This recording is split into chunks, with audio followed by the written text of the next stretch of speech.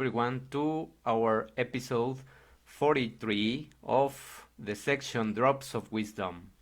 In today's episode, we are going to discuss and reflect on the book The Power of Habit from Charles Duhigg, and we are going to talk about how to increase the power of your habits or the increasing power of your habits.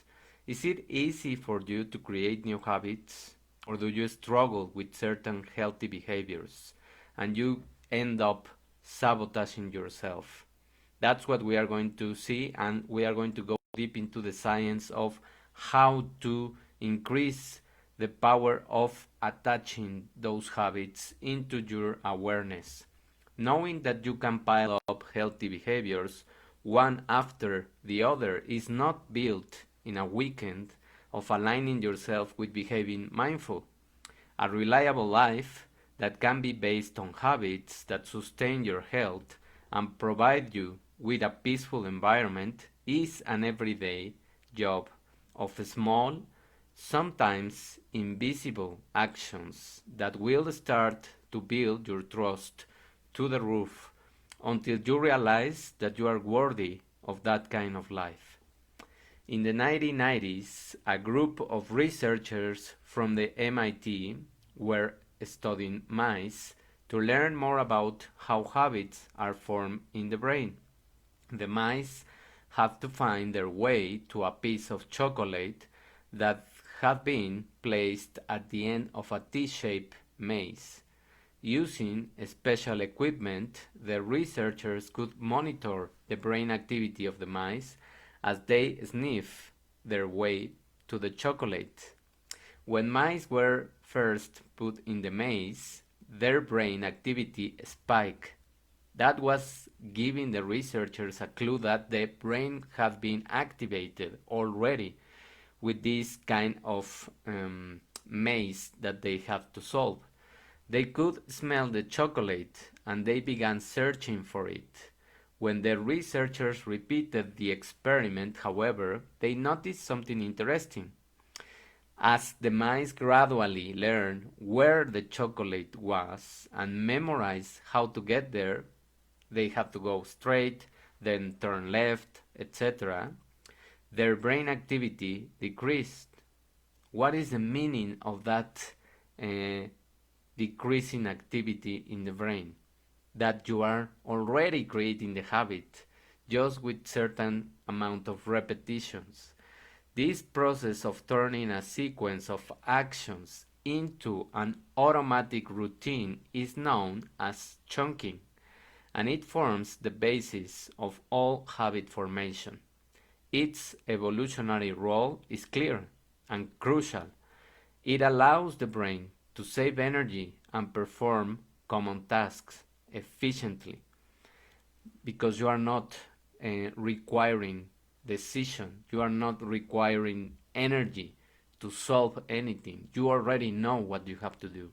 Hence, even a complicated act that demands concentration at first, like finding a piece of chocolate in a maze or backing out of the driveway, eventually becomes an effortless habit. It's just like when you learn how to drive.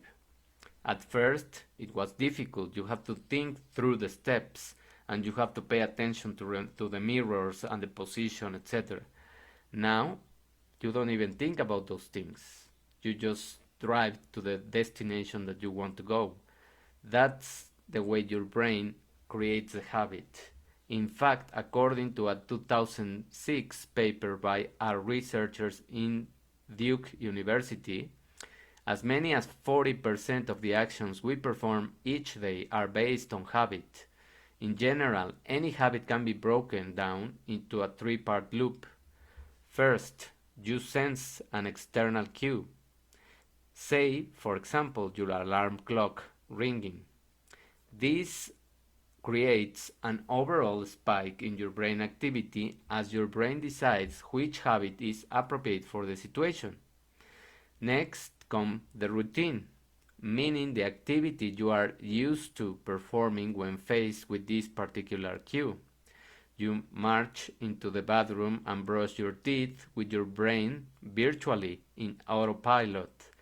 Finally, you get a reward, a feeling of success, and in this case, a minty fresh, tingling sensation in your mouth that it is clean. Your overall brain activity increases again as your brain registers the successful completion of the activity and reinforces the link between the cue and the routine. The good news is that craving works for forming good habits as well. For instance, a 2002 study from New Mexico State University showed that people who manage to exercise habitually actually crave something from the exercise. What could be?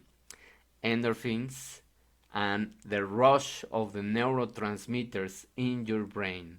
And as an amateur athlete, I can verify that sensation because after I do exercise, after I perform a routine of exercise, that energy and that amount of neurotransmitters lasts for me through the whole day. A sense of accomplishment or the treat that they allow themselves afterward. So that's the easiest way to start creating these habits, and this craving is what solidifies the habits. Cues and rewards alone are not enough. You have to have a strong craving for the things that you want to implement in your life. Given the power of habits, it should come as no surprise that companies work hard to understand and create such cravings in consumers. So every food company, most of them, more than 90% I dare to say, are putting these kind of chemical substances so that you develop this craving sensation for more. A pioneer of this tactic is Claude Hopkins, the man who popularized Pepsodent, a toothpaste, when countless other paste or toothpaste brands had failed. He provided a reward that created the craving, namely the cool, tingling sensation that we have come to expect toothpaste to have. That sensation not only proved that the product worked in consumers' mind, it also became a tangible reward in that they began to crave more to brush their teeth. So that's the same reasoning for any kind of habit.